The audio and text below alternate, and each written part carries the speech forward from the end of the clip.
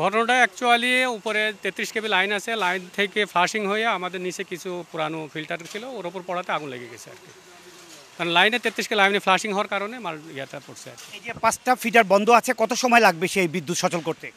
এটা অ্যাকচুয়ালি আমি বলতে পারবো, এটা ডিস্ট্রিবিউশন সাইড দেখে, ডিস্ট্রিবিউশন চিফ স্যার ওখানে আছেন, আপনারা ওনাদেরকে জিজ্ঞাসা করলে উনি বলতে পারবে কত সময় লাইনটা লাগবে। এখানে যে তার আছে ইনসুলেটর বাস্ট করছিল, ইনসুলেটর বাস্ট করার পরে আমি ইনসুলেটরের কাছের সিনেমাটি যে গুঁড়া আমার গায়ে পড়ার পরে আমি হচ্ছে আপনার চিৎকার দিই। তারপরে আমি থাকি 5তলা কোয়ার্টারে, আমার ওয়াইফ উপর থেকে আমার ডাক দিয়ে বলে যে আগুন ধরেছে ভিতরে।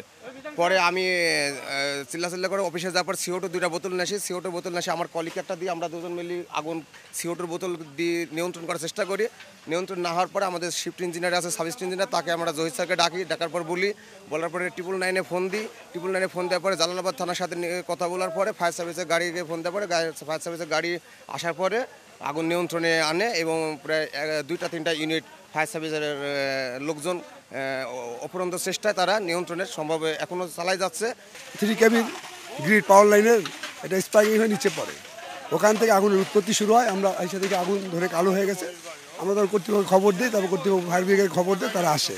আসার পর আমাদের ফিল্টারগুলো আর মাঝখানে 2টা ফিল্টার, একটা কাপড়ের আর হলে এই নেটের, দুটোটা কাপড় সিস্টেম, এটা আমাদের জমাবাদ আছে উপরে। এই এলিভেন লাইনের এটা 5টা ফিল্টার আছে, এটার সাথে একটার সাথে এই 5টা ফিল্টার তারা বন্ধ করে দেয়, আর আমাদের ফায়ার সার্ভিসের লোকজন এসে এই লাইনটা এই পানিটা এই নিবানোর চেষ্টা করে এবং আজও এখন নিবাতে সক্ষম হচ্ছি। প্রায় 3 ঘন্টার মতো হয়ে গেছে।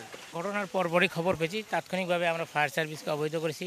ফায়ার সার্ভিস এখানে এসেছেন, তাদের সর্বাত্মক শক্তি দিয়ে তারা কাজ করছেন এবং ইতিমধ্যে আপনারা দেখছেন যে বিষয়টি আগুন নির্বাপিত হয়েছে এবং আমরা আশা করছি এর থেকে আর কোনো বড় কোনো ক্ষতির আশঙ্কা নাই মর্মে আমরা আশা করছি। 9টা 2 মিনিট আগুনের সংবাদ পাই, আমরা 9টা 7 মিনিটের মধ্যে এখানে পৌঁছে আমরা আগুনের প্রথমত যে অবস্থা দেখতে পাই, খুব ভয়াবহ পরিস্থিতি ছিল, যে আল্লাহ পাক আমাদেরকে হেফাজত করছেন আর কি। যদি আগুনটা ছড়িয়ে যেত তাহলে খুব বিপজ্জনক হওয়ার সম্ভাবনা ছিল।